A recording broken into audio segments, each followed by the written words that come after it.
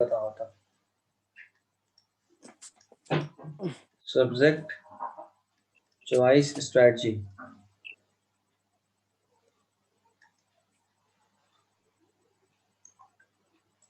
सबसे पहला पेपर ये कंफर्म है, इंग्लिश इज कंफर्म। अच्छा, कोई ऐसे भी हो जो बिहार बोर्ड से सोचो एग्जाम देने का?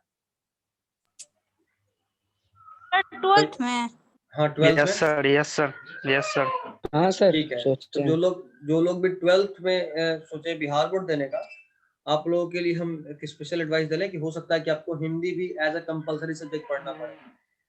तो हम उसके लिए श्योर नहीं है, बट हो सकता है, क्योंकि ग्रेजुएशन तक में हम लोग को कंपलसरी था हिंदी बिहार से। अगर सर आप आप बिहार बोर्ड से दिए थे कि सीबीएसई से? मेरा सीबीएसई था। अच्छा, एक और सजेशन, आप में से जितने भी लोग मैथ्स ले रहे हो, आप लोग के लिए फिर से एक सजेशन है कि गो फॉर बिहार बोर्ड। अरे भाई गाय बंद कर लो यार। गाय कैसे बंद होगा? ये गाय बंद कर लो। उसका मुंह दबा के रहा तो फिर पढ़ाई तो हो गया। खैर चलो, तो जो लोग भी क्या बता रहे थे, हाँ, जो लोग भी मैथ्स लेने का सोचे और जेई के लिए, आप लोग के लिए ज्यादा बेहतर है कि आप बिहार बोर्ड से एग्जाम दीजिए। ऐसा हम इसलिए बोल रहे हैं क्योंकि बिहार बोर्ड का एग्जाम हर हालत में फेब तक खत्म हो जाता है, और अगर फरवरी तक आपका बिहार बोर्ड का एग्जाम खत्म हो गया तो जेई के लिए अब 4 अटेम्प्ट मिल रहा है, जनवरी, फरवरी, मार्च, अप्रैल, है ना? तो आप 4 बार में से किसी भी, जिसमें सबसे अधिक नंबर आएगा जेई मेंस में, वही मार्क्स कंसीडर किया जाएगा 4 बार में से। तो 4 अटेम्प्ट में से जो सबसे बेहतर होता है उसके लिए आपके पास, मतलब 12th, मान लो आप अगर जनवरी और फरवरी में बोर्ड्स दे रहे थे तो उसके लिए 12th तो पढ़े थे, तो 12th बेसिस पे जो भी तैयारी था वो जनवरी फरवरी में हो गया। पूरा मार्च में आप 11th का तैयारी कीजिए, और अप्रैल में फाइनलाइज तैयारी करके दोनों को कंबाइन अपना APRIL अपना बेस्ट शो ऑफ कर लीजिए, 12th भी और 11th भी, है ना? तो उन लोगों के लिए बेहतर हो, क्योंकि अगर आप बिहार बोर्ड सीबीएसई लेकर जाइएगा तो फिर दिक्कत यह है कि सीबीएसई वालों को एग्जाम ही खत्म होगा अप्रैल में, तो आपको बोर्ड जनवरी फरवरी में आपको 11th भी पढ़ना पड़ेगा। उस वक्त आपका प्रैक्टिकल भी होगा, ठीक है? सीनियर क्लासेस में 11th में प्रैक्टिकल का अलग एग्जाम होता है अलग से, तो प्रैक्टिकल भी होगा, उसके लिए भी पढ़ना पड़ेगा। और उसके अलावा एक और चीज ये भी रहेगा कि मेन प्रैक्टिकल का टाइम है, उसी वक्त आपको क्लास 11th भी पढ़ना है, उसी वक्त क्लास 12th भी पढ़ना है। और जनवरी फरवरी में एक तो बोर्ड का प्रेशर होता है कि हमको मार्च में बोर्ड देना है, हम बोर्ड के लिए प्रिपेयर नहीं है, 12th पढ़ते हैं छोड़ना है तो 11th, तो अक्सर उन लोगों का छूट जाता है। इसीलिए जो लोग बिहार बोर्ड वाले हैं, मतलब सोचे हैं कि नहीं हमको मैथ्स लेना है जेई के लिए, तो वो लोग के लिए बेहतर होता है बिहार बोर्ड। ऐसे इसका भी ड्रॉबैक है, देखो जेई के लिए कंपलसरी है, एडवांस में आप तभी एंटर कर सकते हो जब आपका 75% मार्क्स हो बोर्ड में,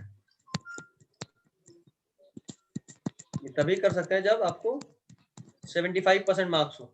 और बिहार बोर्ड का कोई भरोसा नहीं, आप पूरा लिख के आए फिर भी नंबर नहीं देगा, ये भी हो सकता है। थोड़ा रिस्की भी होता है, बट बेहतर यही होता है। और बिहार बोर्ड के लिए 75% नहीं जेई में, उनका है शायद टॉप 20 परसेंटाइल में आना चाहिए। टॉप 20 परसेंटाइल में अगर आप हैं तब आप जेई एडवांस दे सकते हैं, ऐसा। तो अलग अलग का अलग अलग स्ट्रेटजी है। खैर चलो, नीट कब होता है सर? नीट का बता रहे हैं आप, तो उनका बात हो गया, इसीलिए हम जेई वाला पहले खत्म कर लेंगे क्योंकि उसके बारे में हम कम जानते हैं, जल्दी से खत्म हो जाएगा। अब नीट वालों का बात करेंगे तो लंबा जाएगा। क्या? जेई 11th में ही होता है ना? 12th में होता है। 12th में? हाँ, तो एक देखो, एक हिंदी एज एन ऑप्शनल इसको हम रख रहे हैं, काउंट नहीं कर रहे हैं, मेन पेपर इंग्लिश, उसके अलावा फिजिक्स मेन पेपर होगा, केमिस्ट्री मेन पेपर होगा, बायोलॉजी या मैथ्स में से कोई एक मेन पेपर होगा। तो 1 2 3 4 ये 4 पेपर तो कंपलसरी आपको पढ़ना है, समझे? ये कंपलसरी अभी नहीं है, 4 पेपर तो आपको कंपलसरी पढ़ना है।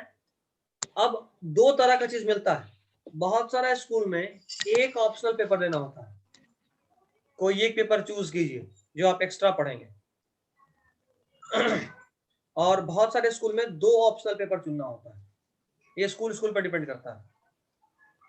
2 देखो, अगर एक चुनना हो तो आपके पास 2 चॉइस है, या तो आप फिजिकल एजुकेशन पढ़िए, फिजिकल एजुकेशन मतलब बताए भी थे गेम्स वेम्स के बारे में, और 5 एडवेंचर एग्जाम में आपसे पूछेगा 5 एडवेंचर स्पोर्ट्स का नाम बताइए, क्रिकेट के बॉल का वेट कितना होता है, क्रिकेट के बैट का मैक्सिमम हाइट या वेट कितना हो सकता है, क्रिकेट का पिच का दूरी कितना होता है दोनों स्टंप्स के बीच में, कितने प्लेयर्स होते हैं, ये वो मतलब अलग अलग तरह का चीज।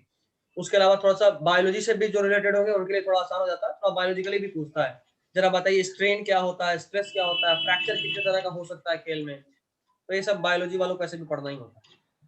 तो पीएचई, और दूसरा इज फाइन आर्ट्स, या इसी का एक और नाम है पेंटिंग। ये दोनों आसान पेपर है, एग्जाम से 2 दिन 3 दिन पहले भी अगर आप किताब खोल के बैठिएगा फिर भी आप पास कर जाइएगा अच्छे मार्क्स से, और इनका मार्क्स, इन दोनों पेपर का मार्क्स आपके फाइनल परसेंटेज में ऐड नहीं होगा, इनका मार्क्स आपके फाइनल परसेंटेज में ऐड नहीं होता, सिर्फ पास करना मायने रखता है। तो आराम से ले सकते हैं, एक पेपर दोनों में से कोई एक ले लो, 2 पेपर चुनना है तो दोनों ही ले लो, ठीक है। अब रहा बात कि किसी को मैथ्स और बायोलॉजी दोनों लेना है, तो उनके लिए बेहतर क्या होता है कि आप बायोलॉजी को एज अ मेन सब्जेक्ट लीजिए, बायोलॉजी मेन सब्जेक्ट ले लीजिएगा तो आप नीट में भी बैठ सकते हैं, और मैथ्स को अपने एक्स्ट्रा सब्जेक्ट बना लीजिए, क्योंकि मैथ्स अगर एक्स्ट्रा सब्जेक्ट में है तो आप मैथ्स से भी काम आगे कर सकते हैं, आपको आगे कहीं पे भी अगर मैथ्स कंपलसरी है तो आपका हाथ कोई नहीं रोकेगा। टोटल 5 सब्जेक्ट का परसेंटेज निकलता है ना, तो उसमें 5th सब्जेक्ट जो चूज टोटल करते हैं 4, उसका तो ऐड होता है। टोटल 4 नहीं, टोटल 4 पर सब्जेक्ट, 10th नहीं 12th का बात करें, टोटल 4 होता है, बेस्ट सर ऑफ 4 कितने बोलते कितने हैं मार्क्स? उसको। सर 500 सारा का ना पेपर होता है? 500 का ओवरऑल एग्जाम होता है, लेकिन जहां कहीं भी तुम कहीं भरोगे ना एग्जाम में फॉर्म, जैसे मान लो कि तुम 12th के बाद नीट भर रहे हो या जेई भर रहे हो, तो वहां पे जो रिजल्ट पूछता है वो सिर्फ 4 सब्जेक्ट का पूछता है कि 4 सब्जेक्ट का मार्क्स बताइए, वहां 5वां सब्जेक्ट के बारे में नहीं पूछा जाता, समझे। एक्स्ट्रा सब्जेक्ट का कोई वैल्यू वहां नहीं होता, मेन सर सब्जेक्ट। सबका तो 5 सब्जेक्ट बताता है, बेस्ट 5 सब्जेक्ट्स का मार्क्स वो 10th में होता है परसेंटेज में। बच्ची, 10th में होता है, science math SST English 4 paper तो कंपलसरी, उसके अलावा हिंदी संस्कृत या उर्दू में से कोई एक, तो टोटल 5 जो कंपलसरी पढ़ना होता है, 2 लिटरेचर पढ़ना होता है, एसएसटी और मैथ्स और साइंस 3, और तो 2 लिटरेचर में से एक लिटरेचर इंग्लिश कंपलसरी होता है, और दूसरा लिटरेचर तुम्हारी चॉइस पे होता है, तुम हिंदी पढ़ो या संस्कृत पढ़ो या उर्दू पढ़ो, समझे बात, कोई एक लिटरेचर पढ़ना है, मतलब कोई भी लिटरेचर पढ़ सकते हो, यही 3 नहीं, कोई भी लिटरेचर, ऐसा होता है 10th में। तो 10th में 5 सब्जेक्ट का बात किया जाता है, 10th में तुम लोगों का एक्स्ट्रा 6th सब्जेक्ट होता है ना, कंप्यूटर बहुत लोग पढ़ते होंगे, ये एक्स्ट्रा सब्जेक्ट है, समझे नहीं समझे। 10th में 6 सब्जेक्ट का एग्जाम होता है, जिनमें से 5 मेन पेपर होते हैं और एक एक्स्ट्रा सब्जेक्ट होता है जिसका मार्क्स नहीं जुड़ता, समझे। और कुछ पूछना है तो पूछिए।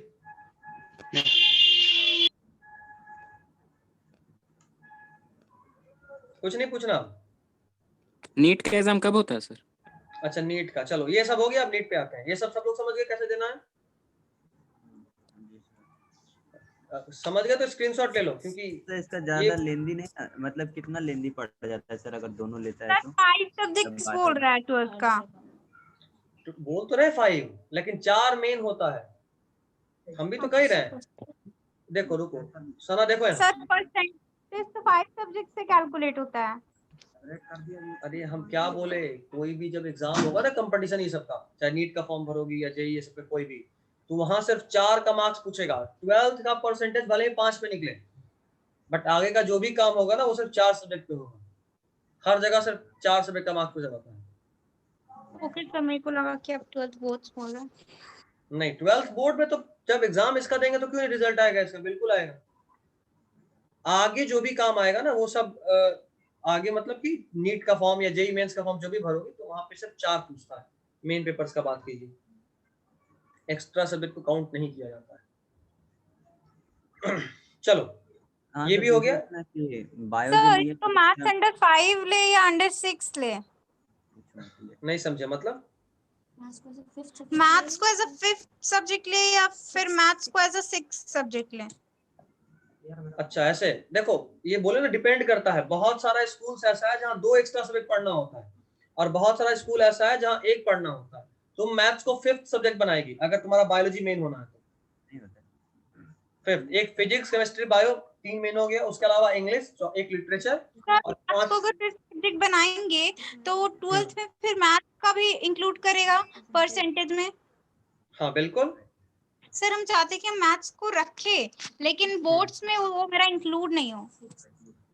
देखो उससे क्या होगा ना, अगर तुम उसको 6th पेपर बना देगी तो फिर हो सकता है कि बाद में क्राइटेरिया चेंज करके तुम्हारा फिर मैथ्स का कोई वैल्यू ना रहे। नॉलेज तो सिर्फ कोचिंग करके भी हो सकता है, उसको बोर्ड्स का प्रेशर बनाने का क्या जरूरत है। अगर हमको सिर्फ नॉलेज ही चाहिए मैथ्स का तो हम कहीं और कोचिंग ज्वाइन कर लेंगे। बोर्ड के वक्त में लास्ट टाइम पे बाकी सब्जेक्ट के साथ प्रेशराइज में क्यों लें इसको, समझ रही है बात। 6 सब्जेक्ट रखेंगे तो जेई में नहीं दे सकते हैं। अब भी ये चीज कंफर्म नहीं है, क्योंकि देखो लास्ट ये 2017 में पहली बार किया था। पहले क्या था 2016 तक कि बायोलॉजी आप किसी भी तरीके से पढ़े हो, एज अ मेन सब्जेक्ट या फिर एज एन एक्स्ट्रा सब्जेक्ट आप नीट दे सकते हैं। बस 2017 में अचानक से रूल चेंज किया और कर दिया ये कि जिनका बायोलॉजी मेन सब्जेक्ट होगा सिर्फ वही नीट दे सकते हैं। इसलिए बोले कि ये रिस्की हो जाता है, बाद में अगर वो चेंज ही कर देगा तो फिर क्या होगा, हम पढ़े भी और मेरा कोई काम नहीं हो पाया। तो रिस्क के फॉर्म में नहीं लेना है, समझे बात। ऐसा हुआ है इसीलिए, क्योंकि पहली बार जो लोग का हुआ था नीट में, बहुत लोग 2017 में फॉर्म भरे थे जिनका बायोलॉजी एक्स्ट्रा पेपर था, बट बाद में सब रिजेक्ट हो गया क्योंकि वो रूल ही चेंज कर दिया था। तो इस बारे में भी थोड़ा मेंटली प्रिपेयर्ड रहना है कि कहीं ऐसा ना हो कि फंस जाए बात। ठीक है, तो main 3 paper physics, 40 chemistry, minute के बाद बायोलॉजी। क्लास फिर ज्वाइन करना भैया। तो अब बात ही तो कर रहे हैं, पढ़े कहाँ है, सिर्फ हाँ, आगे का फिर चीज ज्वाइन डिस्कस कर करना रहे है हैं। ना। हाँ बिल्कुल, जाना जिसको जाना है वो जा सकता है। हम आगे के लिए बता रहे हैं कि आगे कोई गड़बड़ ना कर दो। बहुत लोग का हम ऐसा देखे हैं, लास्ट ईयर भी बहुत सारा ऐसा बच्चा है जिनको मेडिकल दे रहा था और biology as an extra subject था। तो इस बार ऐसा ना हो, इसलिए हम पहले ही बात कर रहे हैं सब बारे में। समझ गई है, बायोलॉजी मेन सब्जेक्ट ही होना चाहिए, तभी आप नीट में बैठ सकते हैं। और जिनका है क्या कि सर पेंटिंग या फिर पीएचई पढ़ के भी क्या फायदा, बेहतर तो यही होगा ना कि हम ऐसा कोई पेपर रखें जिससे हमको कुछ लास्ट में नॉलेज मिल जाए। तो हाँ, आप बायोलॉजी एक्स्ट्रा सब्जेक्ट बना सकते हैं, नीट नहीं दे सकते लेकिन आप बना सकते हैं। उससे ग्रेजुएशन में जिनको भी अगर ग्रेजुएशन करना है, जो जैसे मान लो बाद में चाह रहे हो कि नहीं सर हम 12th के बाद कहीं ग्रेजुएशन करेंगे नीट के अलावा कोई और बायोलॉजिकल फील्ड, जैसे मेरा बायोटेक है, बायोटेक ले लीजिए, माइक्रोबायोलॉजी ले लीजिए, तो वहां पे एक्स्ट्रा सब्जेक्ट के फॉर्म में भी बायोलॉजी चलेगा, बट नीट नहीं दे सकते। तो जो लोग का ऐसा है कि नहीं सर हम चाहते हैं कि हाथ ना बंधे इसलिए बायोलॉजी पढ़ना है लेकिन नीट के लिए नहीं सोचे, तो yes you can keep biology N extra subject. ठीक है, ये भी बात ध्यान में रखिएगा। इसका एक बात तो ये भी बोले कि अगर बायोलॉजी पढ़ना ही है, पढ़ रहा है हमको, तो उसको मेन सब्जेक्ट बनाकर क्यों ना पढ़े कि मेरा रास्ता ना रुके बाद का। लेकिन मैथ्स को एक्स्ट्रा करने का एक आध नुकसान ये भी हो जाता है ना कि बहुत सारा आर्मी इस तरह का जो जॉब होता है उनमें मैथ्स को एक्स्ट्रा सब्जेक्ट नहीं मेन सब्जेक्ट के फॉर्म में भी पूछता है कई बार, बहुत सारे में। ऐसे तो नॉर्मली वो दे सकते हैं, बट आर्मी में भी बहुत सारा कैटेगरीज होता है ना, अलग अलग कैटेगरीज में वहाँ ढूंढता है मेन सब्जेक्ट। आर्मी में बहुत सारा ऐसा जॉब आता है जो बीटेक बेसिस पे होता है और बीटेक के लिए मैथ्स जरूरी है, तो ये भी ध्यान रखना है। ठीक है, चलिए स्क्रीनशॉट ले लीजिए इसका, अब नीट के लिए थोड़ा बात कर लें। हाँ सर, वो बायो मैथ्स जो लिया हुआ है सर, ठीक, मतलब उसका प्रिपरेशन किस तरह, मतलब क्या चीज ज्यादा लेंदी तो नहीं पड़ जाता है ना सर अगर प्रिपरेशन सही से? देखो अगर तुमको सिर्फ पास होना है एक्स्ट्रा सब्जेक्ट में तो बिल्कुल लेंदे नहीं पड़ेगा। बायोलॉजी में पास होना बहुत आसान है, मुश्किल से 5 चैप्टर में पढ़ा देंगे, अच्छे से पास हो जाओगे। टोटल 22 चैप्टर पढ़ना है, 22 chapters are there in biology, but अगर आप एकदम डिटेलिंग में जाएंगे ना तो मुश्किल से 5 चैप्टर ऐसा है जो अगर आप अच्छे से पढ़ लिए तो आपका बायोलॉजी में पास हो जाना आसान है। बट हाँ, अगर हम नॉलेज के लिए पढ़ रहे हैं कि नहीं हमको आगे भी काम आए, तब जाहिर सा बात है नीट लेवल का और नीट और जेईई मेंस का प्रिपरेशन साथ में कीजिएगा तो लेने तो पड़ेगा। अगर मैथ्स एक्स्ट्रा में रखे हुए लेकिन हमको पढ़ना सिर्फ बायोलॉजी ही है, मैथ्स में सिर्फ बेसिक नॉलेज हो जाए और पास हो जाए, इस तरह का लेकर चलना है, इट्स ओके, हो जाएगा, ये भी हो जाएगा। मैथ्स एक्स्ट्रा में रखने का एक फायदा ये होता है ना कि मैथ से डर खत्म हो जाता है, इतना मैथ देख लेते हैं, और वो जो डर खत्म हो जाता है वो फिजिक्स में काम आ जाता है, क्योंकि फिजिक्स में न्यूमेरिकल्स बहुत सॉल्व करना है। ऐसे इसलिए तो हम बोले, आज तुम लोग को बोले भी क्या तो बहुत प्रॉब्लम होगा ना। ऐसा नहीं है, अभी हम तुमको क्या बोले कि पहला लेक्चर जो तुमको फिजिक्स में देखना है वो बेसिक मैथ्स, जितना मैथ्स का काम तुमको 11th 12th में है वो पूरा मैथ्स 7 लेक्चर या 8 लेक्चर में हम पढ़ाए हुए हैं, और वो भी आधा आधा घंटा का लेक्चर है, बहुत बड़ा लेक्चर भी नहीं, और सब लोग इतना ही पढ़ा, उतने से ही तुम्हारा पूरा होगा। हम एक्चुअली में जो पढ़ाए वो मेरा आकाश का लेक्चर था, जहां से हम अपना नोट्स निकाले और उससे पढ़ा।